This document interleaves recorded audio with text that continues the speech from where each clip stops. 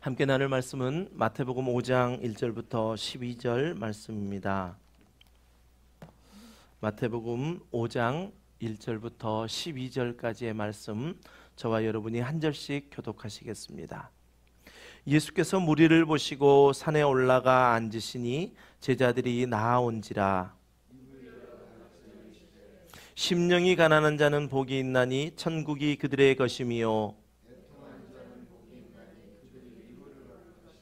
온유한 자는 복이 있나니 그들이 땅을 기업으로 받을 것이며,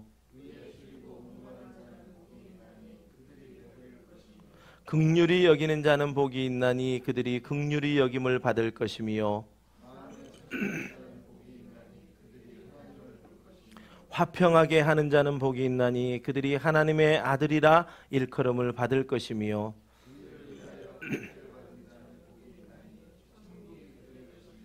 나로 말미암아 너희를 욕하고 박해하고 거짓으로 너희를 거슬러 모든 악한 말을 할 때에는 너희에게 복이 있나니,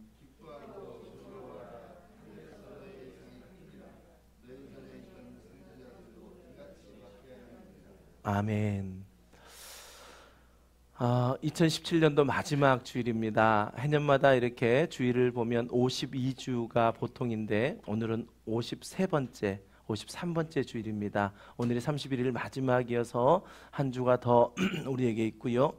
이 53주 동안 우리가 하나님의 말씀을 따라서 여기까지 왔습니다. 특별히 함께하는 교회, 우리 함께하는 교회가 시편 1편 3절 말씀으로 복 있는 사람들의 공동체라는 표를 가지고 올 한 해 열심히 달려오면서 정말 이 상황 속에서 뒤를 돌아봐 감사하는 것은 무엇이냐면, 분명히 하나님께서는 우리에게 말씀을 주시고 그 말씀대로 우리 함께하는 교회와 또 각 가정들과 우리 성도님들을 이끌어 오셨다라는 것입니다. 무엇보다도 감사한 것은 제가 여러분의 목양자가 되었다라는 것을 정말 주께 감사드렸습니다. 여러분을 목양할 수 있도록 여러분을 보내주시고 함께 그 목양의 관계 속에서 한 해를 보낼 수 있도록 주신 그 은혜 참으로 감사드리며 이 시간 하나님께 모든 영광을 올려드립니다. 여러분 한 해 동안 어떠셨습니까? 주님 주신 말씀대로 잘 이끌림 받으셨습니까? 네, 그러셨을 줄 믿습니다. 각 가정에 주셨던 그 말씀들 다시 한번 오늘 한번 펼쳐보시고요. 하나님께서 어떻게 우리를 이끌어 오셨는지 그것들을 한번 세어보시면서 주님께 영광 돌리시는 귀한 새벽 되시기를, 귀한 주일 되시기를 주님의 이름으로 축복합니다. 오늘 우리가 읽은 본문, 이 땅에 오신 예수님께서 이제 처음으로 설교하셨던 그 설교의 내용입니다. 마태복음을 우리가 계속 살펴보고 있는데, 마태복음은 큰 5가지의 설교를 이렇게 구분해서 설교를 우리에게 보여주고 있습니다. 그 첫 번째 설교입니다. 첫 번째 설교, 이 설교를 우리는 산상수훈이라고도 하고 산상보훈이라고도 합니다. 산에서 예수님께서 가르치셨다, 산에서 예수님께서 설교하셨다 그래서 우리는 산상설교라고도 이름합니다. 제가 오늘은 산상설교라고 이렇게 이름하여 함께 설교를 나누겠습니다. 이 산상설교는 우리 기독교인들에게는 정말 없어서는 안 될, 우리 기독교인들에게 정말 정수와 같은 그러한 말씀들을 우리에게 전해주고 있습니다.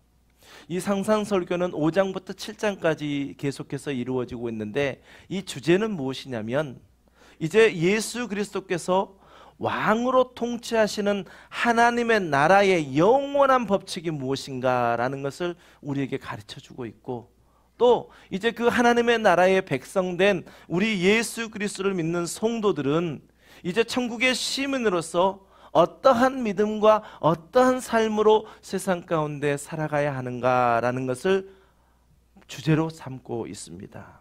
그래서 예수님께서는 팔복을 가르치면서 너희는 복 있는 사람이다 라고 말씀하시고, 또 너희는 세상의 소금이고 너희는 세상의 빛이다 말씀하십니다. 그리고 예수님 오시기 전에 있었던 그 율법에 대해서 다시 한번 말씀하시면서 이제 천국 시민, 천국 백성인 우리는 어떠한 법을 따라 살아가야 되는가라는 것을 말씀하시고, 노하지 말라, 간음하지 말라, 정말 우리 기독교인들, 즉 예수 그리스도의 제자들이 어떠한 삶을 살아가야 하는가, 라는 것을 정말 한 가지 한 가지를 구체적으로 가르쳐 주고 있습니다. 그런데 이 말씀이 산상설교 5장부터 7장까지 말씀을 우리가 읽을 때마다 때로는 늘 좌절을 맛보기도 합니다. 아니, 어떻게 우리가 이렇게 살 수 있다고? 내가 아무리 예수 믿는 제자라지만 이렇게 산다는 건 너무 어려운 거 아니야? 그래서 우리 마음속에는 이러한 결론을 내리는 사람들도 있습니다. 5장부터 7장까지 읽을 때는 이 말씀을 고지 곁대로 믿으면 안 돼. 이 현실 속에 있는 상황과 조금 잘 믹스해서 이 말씀을 받아들여야지, 그렇지 않다가는 우리가 실족하게 돼. 이렇게 나름대로의 결론을 내리면서 산상설교 이 5장부터 7장까지를 읽는 분들도 있습니다. 그러나 여러분들 다 아시는 것과 같이 하나님의 말씀은 1.1획도 더하거나 뺄 수 없는 하나님의 말씀입니다. 분명히 오늘 이 말씀 가운데 우리에게 이 상상설교 중에 첫 번째인 팔복의 내용을 통해서 우리에게 주시는 분명한 은혜가 있을 것입니다. 혹 지금까지 이 산상설교를 들을 때 정말 우리는 도무지 할 수 없는 일이, 정말 못해 그렇게 만약에 이 말씀을 보았다면 오늘 말씀 가운데 이 말씀의 의미를, 하나님께서 우리에게 주시고자 하셨던 그 말씀의 의미를 바로 알아서 정말 이 말씀이 이제 남은 우리의 인생 가운데 정말 우리의 발에 빛이 되고 등이 되고 우리의 길에 빛이 되어지는 그러한 말씀 되어지기를 소원합니다. 한번 생각해 보십시오. 올해 우리에게 주셨던 첫날의 말씀이 무엇이었습니까? 시편 1편 말씀 아니었습니까? 복 있는 사람들의 공동체라고, 복 있는 사람은 하고 주셨던 말씀인데 올해 마지막 주일의 말씀은 무슨 말씀입니까? 또 우리에게 팔복, 8가지 복에 대한 말씀을 우리에게 주시지 않습니까? 제가 이 말씀을 찾아간 것도 아니잖아요. 하나님께서 이제 우리에게 마태복음을 쭉 열어가라 하시면서 마태복음을 쭉 말씀을 이렇게 함께 나누게 하시고, 어쩌면 12월 마지막 주일에 또 우리에게 팔복에 대한, 복에 대한 말씀을 우리에게 주시는가? 정말 하나님의 그 놀랍고 오묘하신 것들은요, 정말 우리가 소름 돋을 만큼 깜짝깜짝 놀랄 때가 있습니다. 그렇습니다. 예수님의 산상설교 첫 번째는 팔복에 관한 말씀입니다. 우리가 쭉 읽었지만 함께 읽으면서 느꼈던 것 같이 이 팔복의 이야기를 표현하고 있는 것들을 보면 뭐뭐 하는 자는 복이 있나니 무엇이 그들의 것이며, 이렇게 구조로 형성되어져 있습니다. 그러다 보니 우리가 이 팔복의 축복을 말씀을 대할 때에 오해하기 쉬운 2가지가 있습니다. 그 오해 때문에 하나님께서 예수 그리스도를 통하여 우리에게 전달하고자 하셨던 말씀을 우리가 잘 가리워서 본래의 뜻을 잘 받아들이지 못하고 우리의 열심을 가지고 뭔가를 해보려고 하는 그러한 일들이 자꾸 있다는 것입니다. 이 2가지 오해가 먼저 우리 가운데 제거되어야 이 말씀이 본래적인 말씀으로 우리에게 다가옵니다. 그 하나는 무엇이냐면 복이라고 하는 해석의 문제입니다. 우리가 복 있는 사람들의 공동체로 올해 한 해를 살아왔는데 이 복 말입니다. 이 복에 대한 이야기를 나눌 것이고, 또 다른 하나는 무엇이냐면 오늘 문장의 구조가 무엇 하면 무엇 한다라는 이러한 문장의 구조로 있다 보니까 우리가 뭔가를 열심히 이렇게 했을 때에 이게 우리가 얻어지는 것이라고 생각하는 그러한 오류를 우리가 범하고 있습니다. 그런데 우리가 이 2가지의 오해 가운데서 벗어나지 못하면, 제가 말씀드렸던 이 산상설교의 주제가 무엇이었냐면 예수 그리스도께서 왕으로 통치하시는 하나님의 나라의 영원한 법이 무엇인가, 이 주제를 가지고 있고, 또 이제 예수 그리스도의 제자된 우리들이 이제 이 땅 가운데 어떻게 살아가야 할 것인가라는 그 주제를 우리는 빗나가게 되어진다는 것입니다. 그래서 이 2가지 오해를 벗어나는 게 우리가 산상설교를 듣는데 굉장히 중요한 부분입니다. 첫 번째 보시면, 먼저 우리가 말씀을 바르게 받기 위해서 이 복이라는 단어의 정의가 우리에게 필요합니다. 여러분, 복 그러면 어떤 것이 생각나십니까?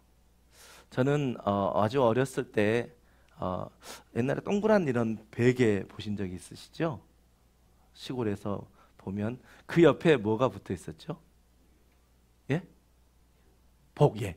복이라고 턱 붙어 있었습니다. 근데 그 복이라는 전 절대 잊지 않는 게 뭐냐면요, 빨간색 바탕에 금색 자수로 이렇게 돼 있는 것도 있고, 그것을 물론 직접 손으로 이렇게 자수하셔서 거기다 복 이렇게 붙이시는 분들도 있었지만, 워낙 그게 유행이다 보니까 아예 팔았습니다.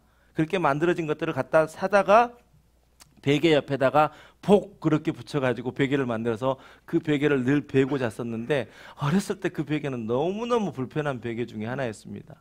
조그만데 베개는 이따만 커가지고 고개도 젖혀지지도 않을 정도로 그러한 베개 속에 잤던 것처럼, 복이라고 하는 문화는 우리의 동양 문화권 속에서, 또 우리 유교 사상적인 문화 속에서는 복이라는 어떠한 우리의 생각이 있습니다.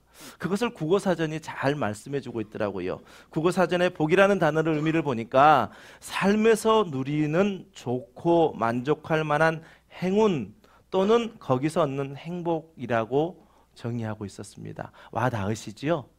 예, 우리에게 있는 복에 대한 의미가 바로 이 국어사전에서 정의하고 있는 의미의 복입니다. 하지만 우리가 이 복이라고 하는 성경의 단어를 들을 때는요, 예수님께서 생활하셨던 히브리적 사고 속에서, 그 상황 속에서의 복이 어떤 의미가 있는가라는 것을 우리는 살펴보아야만 성경에서 이야기하고 있는 복, 오늘 8번 아니 9번이나 복이 있나니 라고 하는 그 말씀이 기록되어져 있는데, 그 말씀을 우리가 바로 받아들일 수 있다는 것입니다. 성경에 보면 복이라는 단어를 신약에서는 헬라어로 마카리오스라고 하는 헬라어 단어를 썼습니다. 50번 정도 신약 성경에 나오거든요. 그렇다면 구약에 이 마카리오스라고 하는 단어와 대응할 만한 이 복이라는 히브리어, 구약은 히브리어로 작성이 되어 있는데 이 히브리어는 뭐냐라고 찾아보았더니 에쉐르라고 하는 단어였습니다. 근데 구약에는 이 에쉐르라고 하는 단어가 64번이 기록되어져 있었거든요. 근데 한 번을 제외하고는 63번 모두가 이 신약 성경에 기록되었던 마카리오스라고 하는 그러한 의미와 똑같은 의미로 기록되어져 있었습니다. 그렇다면 이 마카리오스라고 하는, 에쉐르라고 하는 이 단어의 뜻은 무엇일까요? 어떤 의미를 가지고 있을까요? 이 단어 역시 기쁨, 행복이라는 뜻을 가지고 있습니다. 그래서 이 단어를 쓸 때는 무엇 하는 자는 행복하다라는 의미, 오늘 우리가 시편에 기록되어 있는 것처럼 무엇 하는 자는 행복하다, 이러한 의미의 문장 구조로 계속 쓰였다라는 것입니다. 그런데 우리가 한 가지 주의해 볼 것은 무엇이냐면, 성경에 쓰여진 마카리오스와 에쉐르라고 하는 이 행복이라는, 복이라고 하는 이 단어가 쓰여질 때는 우리가 국어사전에서 살펴보았던 우리의 삶 속에서의 복, 그 복을 이야기하는 것이 아니라 하나님의 일에 참여했을 때에 하나님 안에서 얻게 되는 기쁨, 하나님 안에서 얻게 되는 행복, 그것을 바로 복이다라고 이야기하고 있다는 것입니다. 신약 성경에 50번, 구약 성경에 63번, 64번 중에 한 번은 다른 용도였으니까 63번이 쓰여졌다면 성경 안에 정말 예를 들 수 있는 것은 100가지가 넘습니다. 그 중에 한 가지, 성경의 마지막 요한계시록 22장 7절 말씀에 보면 이 복에 대해서 이야기하고 있는데 마카리오스라는 단어로 쓰여진 내용입니다. 우리 함께 이 말씀을 한번 읽어보시죠. 시작. 보라, 내가 속히 오리니 이 두루마리의 예언의 말씀을 지키는 자는 복이 있으리라 하더라. 아멘. 자, 여기에서 그러면 우리가 앞에서 복에 대한 의미를 여러 가지를 이야기했는데 좀 와닿지 않으십니까? 이 복이라는 단어가 하나님과 관계가 있다는 것입니다. 자, 보십시오. 보라, 내가 속히 오리니 이 두루마리의 예언의 말씀을 지키는 자는 복이 있다고요. 말씀을 지키는 자, 즉 하나님의 말씀에 순종하여 그 말씀을 따르는 자들, 그 말씀을 지켜 행하는 자들에게 복이 있다라고 한다면 이 복은 하나님으로부터 오는 복이라는 것입니다. 하나님의 나라의 일에 참여할 때 얻게 되는 복이라는 것을 우리는 분명하게 알 수 있습니다. 여러분, 우리가 올 한 해 시편 1편 말씀을 가지고 복 있는 사람들이라고 했을 때 거기에서도 에쉐르라고 하는 단어가 쓰였습니다. 이 복 역시 하나님께로 오는 복이었습니다. 복 있는 사람은 악인의 꾀를 쫓지 아니하며라고 시작했던 이 시편 1편 말씀 중에서 우리는 특별히 3절 말씀을 가지고 올 한 해 우리가 이렇게 살아봅시다라고 우리의 신앙의 기준을 세웠습니다. 그 말씀이 바로 1편 3절, 우리가 항상 예배 시간마다 함께 우리의 입술로 고백했던, 우리 다시 한번 고백해 볼까요? 시편 1편 3절입니다. 시작. 그는 시냇가에 심은 나무가 철을 따라 열매를 맺으며 그 잎사귀가 마르지 아니함 같으니 그가 하는 모든 일이 다 형통하리로다. 아멘. 이 말씀을 가지고 우리는 두 가지 실천 상황을 올해 해보자라고 했습니다. 여러분 마음에 찔림이 있으실지 모르겠지만 우리가 하나님 앞에 약속했던 일들이었기 때문에요. 우리가 예배 시간 15분 전에는 나와서 예배를 준비하는 마음으로 예배를 드리겠습니다 라고 우리가 2017년 송구영신 예배 첫 시간에 우리가 함께 그렇게 마음의 결단을 했습니다. 그리고 또 우리가 하나님의 말씀의 복, 하나님께서 주시는 복은 말씀과 떼어서는 그 복을 나눌 수가 없기 때문에 우리가 신약 성경을 일독해 보십시다. 이렇게 하면서 우리가 두 가지의 실천 상황을 가지고 여기까지 왔습니다. 여러분 어떠셨습니까? 이 시간, 이 예배하는 시간, 또 오늘 남아있는 이 시간, 하나님과 오늘 우리 김원철 집사님 기도하셨던 것처럼 믿음의 정산이 있는, 믿음의 결산이 있는 그런 시간 되시기를 바랍니다. 그 시간이 우리 가운데 없이요, 이제 지나갔으니 목사님 이제 그 이야기 하지 마세요, 부담스러워요, 올해도 다 지나갔지 않습니까? 왜 자꾸 저에게 찔림 있게 하십니까? 라고 여러분 말씀하실지 모르지만요, 우리에게 믿음의 결산이 있어야 됩니다. 물론 우리의 인생은 아직 하나님이 우리에게 허용하시는 데까지 나아갈 것입니다. 그러나 2017년 한 해를 우리에게 마감하시는 하게 하시는 이 시간, 우리의 믿음의 정산이 있어야 합니다. 그리고 우리가 회개할 일들은 회개해야 합니다. 그러므로 말미암아 우리에게 주시는 또 새로운 축복의 말씀을 통하여, 그 삶을 통하여 우리의 믿음이 점점 그리스도의 장성한 분량의 믿음에까지 나아갈 수 있는 것이기 때문에 여러분에게 좀 불편할지 모르겠지만 이 자리에 선 설교자로서 여러분에게 말씀드립니다. 올 한 해 우리가 작정했던 그 말씀, 복 있는 사람들 이라고 했던 그 말씀을 다시 한번 새겨보시면서 정말 주님이 주시는 그 복을 받아 누리는 저와 여러분 되시기를 주님의 이름으로 간절히 축복합니다. 결론적으로 말하면 이 복이라고 할 때는 무엇이냐, 우리의 눈으로 보이는 좀 더 편안한 것, 좀 더 많이 가진 것, 이러한 데에 있는 것이 아니라 내가 하나님의 일에 참여함으로 말미암아 얻게 되는 복, 기쁨, 행복, 그것을 복이라 정의한다는 것입니다. 오늘 9번이나 복이 있나니라고 말씀하고 있으니 우리가 이 복에 대한 정리가 없이는 하나님 주신 말씀을 온전히 받아들일 수 없습니다. 두 번째는 무엇이냐면 팔복이 무엇하면 무엇을 받게 될 것이다 라는 관점의 이 문장 구조 때문에 우리의 열심이 자꾸 가미된다는 것이죠. 여러분, 한 가지 제가 말씀드리고 싶은 건 무엇이냐면 이 표현은요, 이 팔복에 대한 말씀은 예수님의 선언적인 말씀입니다. 다시 말하면 이미 예수 그리스도를 만나 치유함 받고 변화받은 우리들은 이제 예수 그리스도 제자로서 예수님을 따라가게 되는데, 그 출발점부터 우리에게 이 팔복의 말씀이 우리 안에 이미 심김바 되었다라는 것입니다. 우리는 이미 이 팔복을 받은 사람들입니다. 이 팔복을 받은 사람이기 때문에 이제 그 받은 자로서의 삶을 살아가야 된다는 것이죠.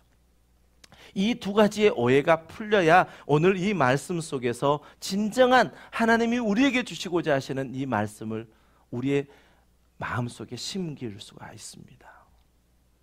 자, 그러면 우리가 지난주에 함께 말씀을 나눴던 말씀을 한번 잘 생각해 보십시오. 예수님께서는 갈릴리에서 복음을 전파하셨습니다. 그랬더니 주변에 많은 사람들이 예수님 앞에 나와왔습니다. 그리고 주변에 많은 사람들이 예수님께 나와서 이제 예수님을 따르는 자가 되었습니다. 우리 25절 말씀을 한번 보시면 그 말씀을 그대로 기록해 주고 있습니다. 갈릴리와 데가볼리와 예루살렘과 유대와 요단강 건너편에서 어떻다고요? 수많은 무리가 따르니라. 그런데 여기에 몰려왔던 사람들이요, 이 사람들을 우리가 한번 살펴보아야 합니다. 이 사람들이 우리가 생각할 때는 예수님을 따르는 사람들이 부유한 사람이었고 높은 직책에 있는 사람이었고 그 당시에 서기관과 바리새인들과 수많은 종교 지도자들이었을 것 같은데 24절 말씀에 보면 결코 그렇지 않더라는 것입니다. 그의 소문이 온 수리아에 퍼진지라 사람들이 모든 앓는 자, 곧 각종 병에 걸려서 고통당하는 자, 귀신 들린 자, 간질하는 자, 중풍병자들을 데려오니 그들을 다 고치시더라. 여기에 나열된 사람들을 보면 우리의 세상의 눈으로 보면 이들은 실패자들입니다. 이들은 소망이 없는 자들입니다. 어쩌면 저들이 저렇게 살아갈 수 있을까? 저들에게 소망이 있다고 그렇다면 아유, 난 저런 소망이라면 나는 갖지 않겠다 할 만큼 세상의 눈으로 보면 도무지 소망이 없는, 희망이 없는 사람들이었습니다. 그러나 우리의 육안의 눈을 떠서 보는 것이 아니라 우리 안에 주신 영안을 떠서 보게 되면 그들은 소망이 있는 자들이었습니다. 그들은 온전히 주님을 이제 치유함과 회복함을 경험하고 주님 앞에 나와 그 소망 없던 자들이 이제 왕이신 예수 그리스도를 믿고 따름으로 말미암아 예수 그리스도의 성품이신 그 성품을 그 안에 담고 새롭게 인생을 시작하는 인생들이다라는 것입니다. 여러분, 그렇습니다. 오늘 5장을 시작하면서 예수님께서는 이 무리들을 향하여 또 제자들을 향하여 이제 입을 열어서 가르치십니다. 심령이 가난한 자는 복이 있나니, 애통하는 자는 복이 있나니. 이 말씀 가운데 우리가 보면 이미 우리가 예수 그리스도를 믿고 따름과 동시에 우리에게도 똑같이 심겨진 예수 그리스도의 성품과 말씀이라는 것입니다. 이 말씀 가운데는 예수님의 권세가 있었습니다. 예수님의 권세가 이제 수많은 무리들 가운데 주님이 심령이 가난한 자는 복이 있나니 했더니 그 마음 가운데 놀람이 있었고 그 마음 가운데 이제 그들 안에 심겨진 그 말씀 속에 소망을 갖기 시작하더라는 것입니다. 특별히 오늘 1절 말씀에 보면 예수께서 무리를 보시고 산에 올라가 앉으시니 라고 말씀하고 있습니다. 앉았다라는 이 말씀이 바로 권위를 나타내는 것입니다. 그 당시에 랍비들은 다 앉아서 가르쳤거든요.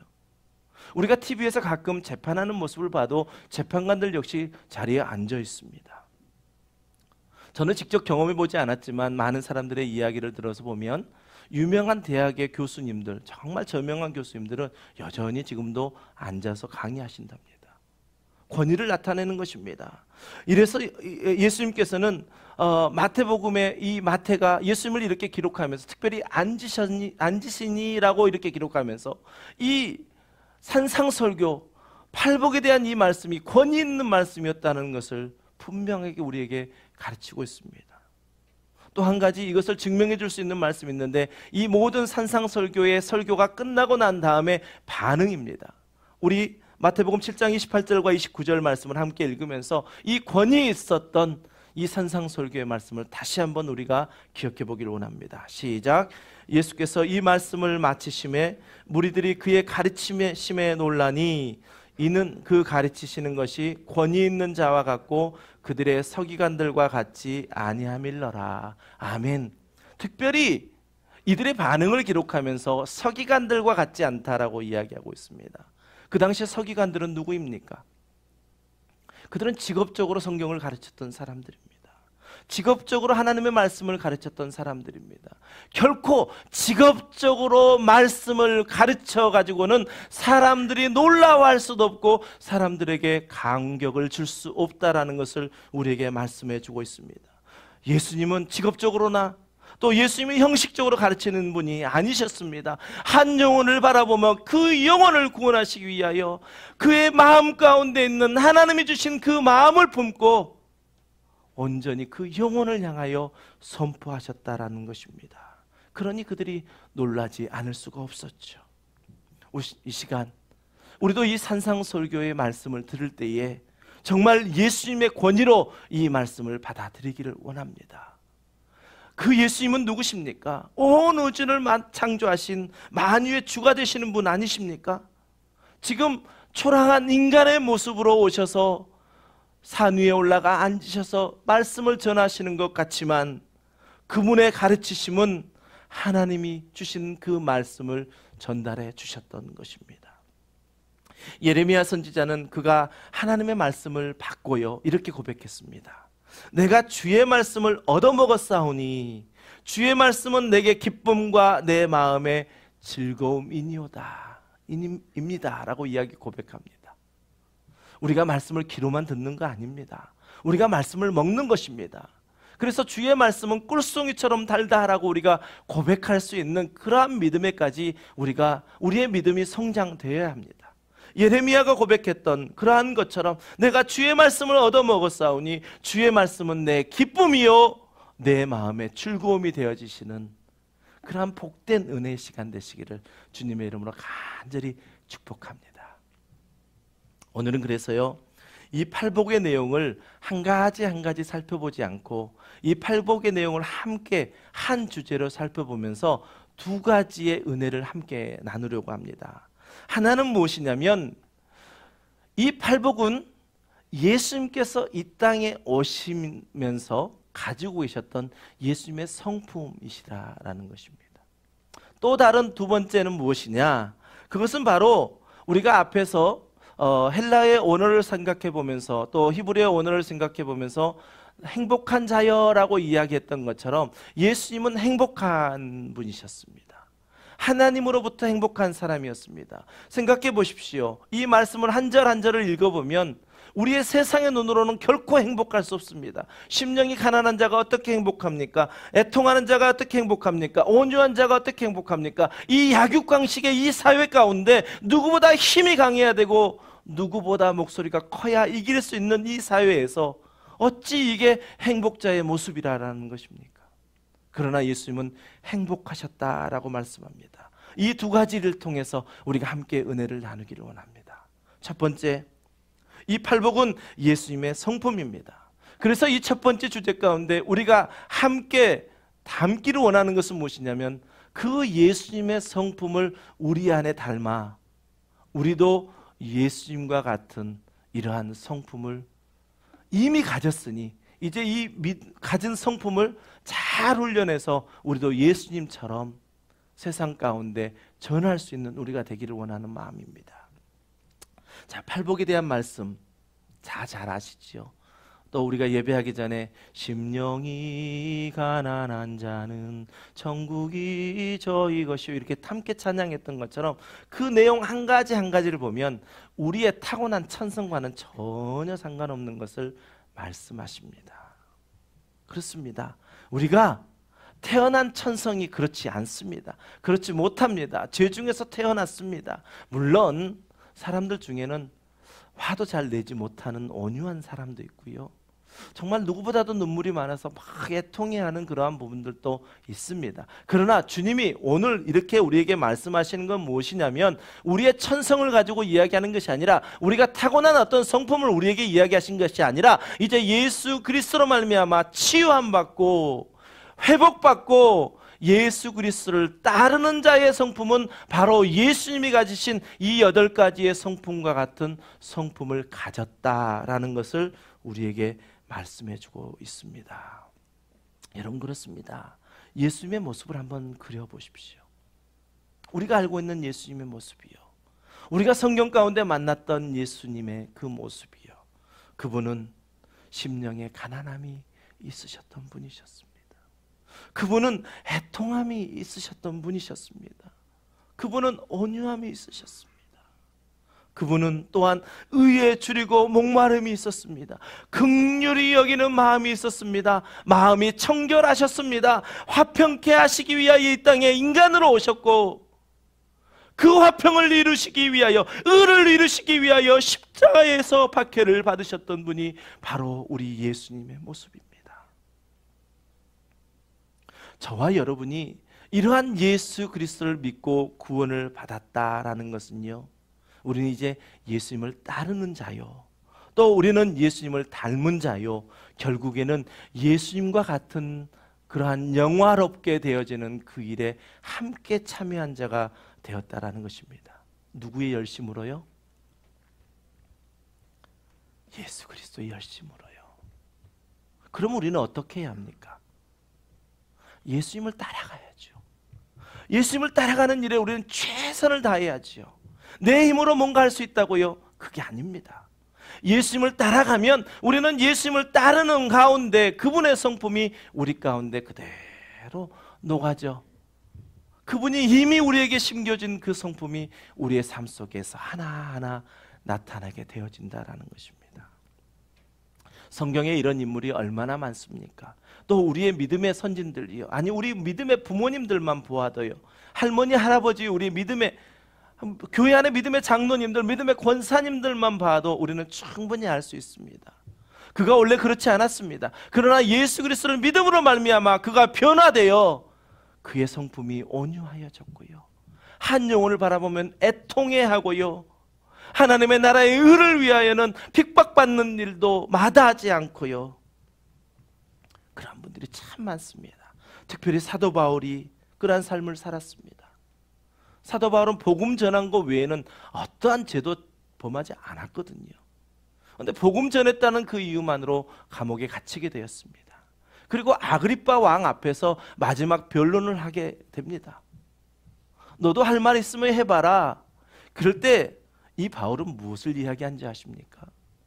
충분히 그 시간에 나는 아무런 죄가 없습니다, 자신의 죄 없음을 소명해야 될 그 시간에 사도행전 26장 29절 말씀을 보면 바울이 이르되 말이 적으나 많으나 당신뿐만 아니라 오늘 내 말을 듣는 모든 사람도 다 이렇게 결박된 것 외에는 나와 같이 되기를 하나님께 원한다 고백합니다.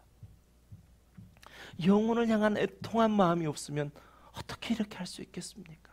이게 가능한 일입니까? 이제 그 죄로 말미암아 자신이 죄인이라는 것 때문에 곧 죽을 수도 있고 어떻게 될지도 모르는 상황에서 자신의 마지막 변론의 시간에도 내가 지금 결박되어 있는 것 외에는 나와 같이 되기를 원한다. 너희들도 예수 그리스도가 너희 안에 품어져 이제는 그러한 예수님의 성품이 너희 안에 자라나기를 원한다라는 그러한 간절한 마음을 이야기할 수 있었다고 한다면 그는 예수님의 성품을 닮았던 것입니다. 저와 여러분도 예수님의 제자들입니다. 저와 여러분 안에는 이 팔복의 내용이 이미 우리 안에 있다니까요. 이미 있습니다. 잘 훈련하여서 이제 그 훈련된 것들이 어떠한 상황 가운데서도 그 주님의 성품을 닮아 나타내는 일만 우리에게 남아져 있습니다. 여러분, 이 팔복은요, 예수님의 성품입니다. 예수님을 따르는 저와 여러분의 성품입니다. 이미 우리가 받았습니다. 아직 우리가 잘 훈련되지 못한 게 있다면 잘 훈련해 보십시다. 우리 믿음의 공동체 안에서 함께 훈련하시면서 이 예수님의 성품을 우리가 닮아 또 한 영혼이 우리 교회 가운데 정말 그의 영혼이 소생되어질 수 있는 그 일에 우리가 한번 밑거름이 되어져 보십시다. 반석과 같이 되어져 보십시다. 예수님께 치유와 회복을 경험한 사람들은 예수님의 성품을 닮아가는 사람들입니다. 두 번째, 이 팔복은 예수님의 행복입니다. 마카리오스라고 하는 그 단어가, 에쉐르라고 하는 단어가 무슨 행복한 자여라고 이렇게 고백했다고 하는 것처럼, 그러한 문장의 구조로 사용됐던 것처럼 예수님께서는 예수님을 따르는 무리들과 제자들에게 내가 이렇게 하나님으로부터 행복한데 너희들도 이 행복을 담고 싶지 않느냐라고 우리에게 말씀하십니다. 여러분, 행복하고 싶으시죠? 행복하고 싶으시잖아요. 이 땅을 살아가면서 참 행복을 누리기를 원하는 것이 우리의 간절한 소망이지 않습니까? 하나님께서는 우리들에게 말씀하십니다. 난 심령이 가난하여 참으로 행복하단다. 난 애통한 마음이 있어 참으로 행복하다. 나는 온유함으로 나는 언제나 행복하단다. 너도 이 행복을 갖고 싶지 않니? 우리는 예수님을 닮으면 닮을수록 우리의 행복은 더 커집니다. 믿으십니까? 그 행복의 원천이 예수 그리스도이기 때문입니다. 그분 예수 그리스도가 우리 안에 계시지 않습니까? 우리가 행복해지는 방법 그것은 예수님을 따라가는 것입니다. 예수님을 날마다 좇으며 예수님을 성품을 담는 것입니다. 예수님께서 심령이 가난하셨으면 나도 심령이 가난해지는 것입니다. 그러면 우리의 행복은 계속해서 커져가는 것입니다. 그래서 제가 이 팔복을 이렇게 한번 여러분 앞에 선포해 보겠습니다. 여러분 한번 잘 들으시고, 올 한 해 우리에게 복 있는 사람으로 살게 하셨고, 이제 남은 인생 정말 주님을 예배하면서 그 예배자로 느끼는 정말 그 복을 누리기를 원하는데, 이 팔복을 한번 여러분 잘 들어보십시오. 행복은 소유로 만족할 수 있는 것이 아닙니다. 예수님처럼 심령이 가난한 데 있습니다. 행복은 웃고 즐기는 데 있지 않습니다. 예수님처럼 애통해하는 데 있습니다. 행복은 강한 데 있지 않습니다. 예수님처럼 온유한 데에 있습니다. 행복은 욕망을 충족시키는 데 있지 않습니다. 예수님처럼 의에 줄이고 목말라 할 때에 행복합니다. 행복은 무정하고 차가운 데 있지 않습니다. 예수님처럼 긍휼한 마음 가운데 있습니다. 행복은 더러운 마음에 있지 않습니다. 예수님처럼 청결한 마음에 있습니다. 행복은 다투고 갈등하는 데 있지 않습니다. 예수님처럼 화평케 하는 데 있습니다. 행복은 불의와 타협하는 데 있지 않습니다. 예수님처럼 의를 위하여 핍박받는 데 있습니다. 아멘. 여러분, 이러한 행복을 갖기를 원하지 않으십니까? 저는 이러한 행복을 갖기를 정말 원합니다. 복 받기를 원한다고요.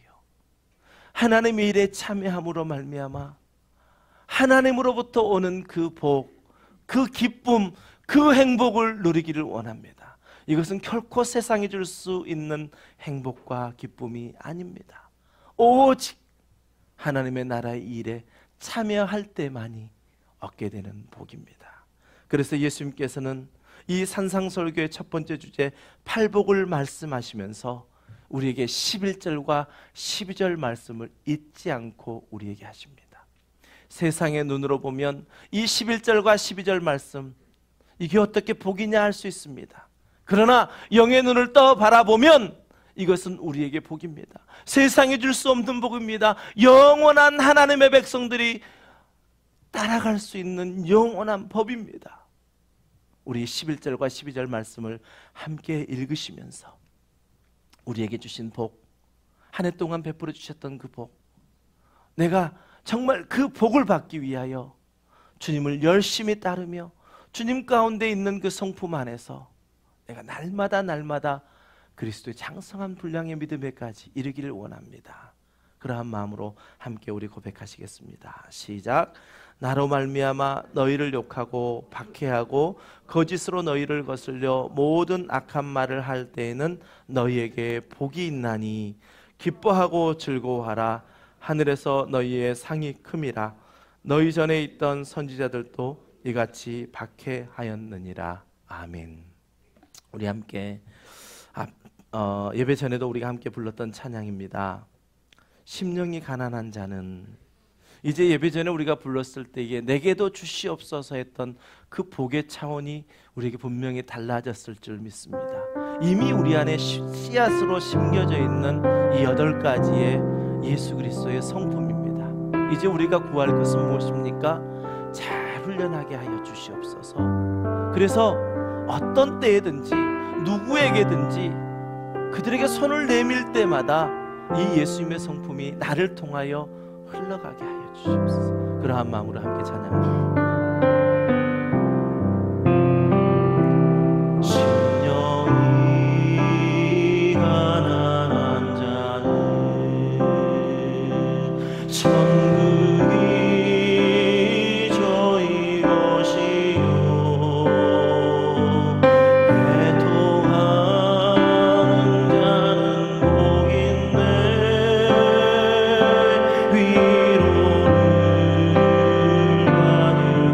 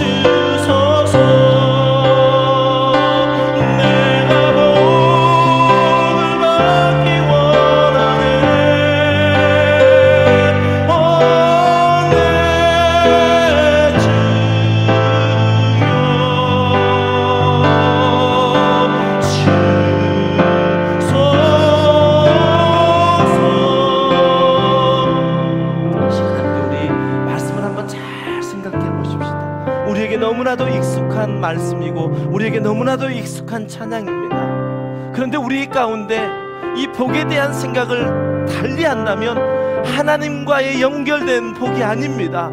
우리가 하나님의 나라의 일에 참여하고 하나님의 일을 함께할 때에 주시는 하늘로부터 오는 그 복 말입니다. 때로는 우리가 욕을 먹기도 합니다. 박해를 받기도 합니다. 거짓으로 우리를 거슬려 모든 악한 말을 우리에게 하기도 합니다. 그러나 그럴 때 우리에게 복이 있다라고 하는 것이 하나님이 우리에게 주시는 복입니다. 이 시간 함께 말씀을 생각하면서 우리 안에 있는 복, 이미 우리에게 주신 그 복, 나도 아버지 잘 훈련하여 이 복받는 자들과 같이 예수 그리스도의 성품대로 삶을 살아갈 수 있도록 은혜 베풀어 주시옵소서. 함께 이 시간 동성으로 함께 기도합니다. 아버지 하나님, 우리에게 말씀 주심을 감사합니다.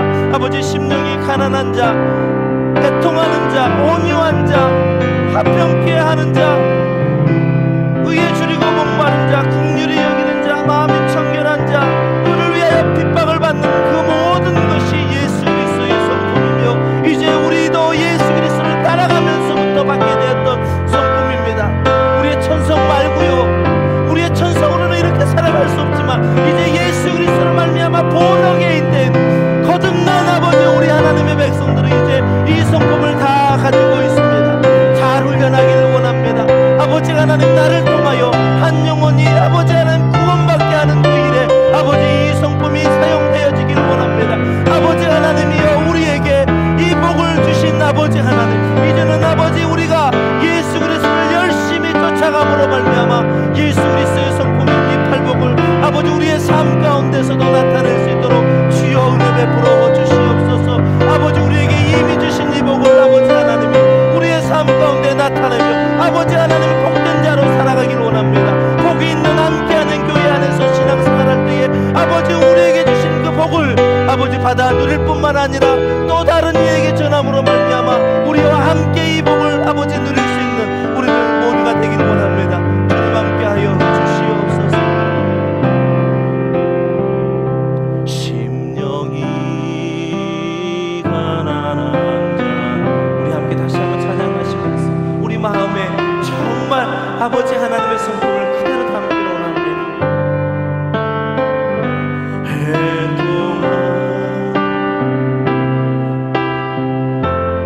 위로를 받을 것이요, 위로를 받을 것이 온유한 자 복이 있나니, 온유한 자 복이 있나니, 삶을 기업으로 받겠네. 그의 줄이고 목마른 자를 저희 배부를, 우리 안에 있는 성품들입니다. 긍휼히 주님이 주신 힘으로 우리 안에 긍휼함이 있게 하여 주시옵소서. 긍휼히 여김 받겠네. 마음이 정결한 자를 하나님을 볼 것이요, 화평케 하는 자를 하나님의 아들이라 일컫네. 이를 위하여 핍박받는 자, 천국이 이제 그렇게 살겠습니다. 내게도 주소서, 내게도 주소서. 내가 복을 받기 원하네.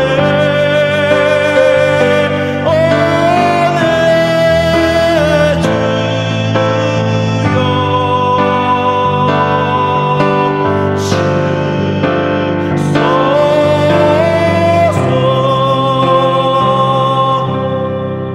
아버지 하나님, 감사합니다. 이미 우리 안에 있는 이 예수 그리스도의 성품 올 한 해도 훈련하게 하셨고 또 우리의 남은 인생 가운데 정말 잘 훈련되어 예수 그리스도께서 하셨던 그 일들을 우리도 이루어내게 하여 주시옵소서. 아버지 하나님, 복이 있는 함께하는 교회 안에서 함께 신앙생활하게 하셨사오니 우리가 서로 격려하고 위로하고 또 힘을 북돋아짐으로 말미암아 우리 모두가 예수 그리스도의 성품을 닮아 행복한 자들 다 되게 하여 주시옵소서. 감사드리며 예수 이름으로 간절히 축복하며 기도하옵나이다. 아멘. 우리 다 함께 자리에 일어나셔서 마지막 우리 믿음으로 선포하실 때 우리 한 사람 한 사람은 움직이는 교회입니다. 주님 우리에게 주신 그 성품 따라 또 나아가서도 주의 복음을 외치는 저와 여러분 되시기를 소원합니다.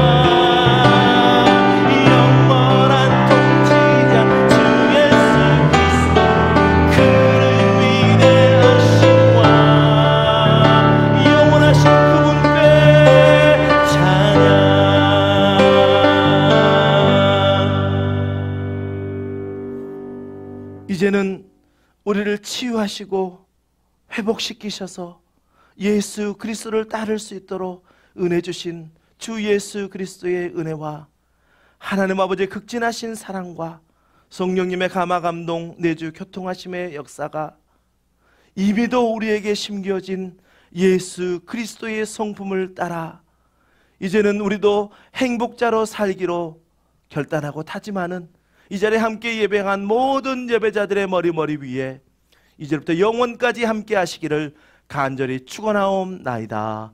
아멘.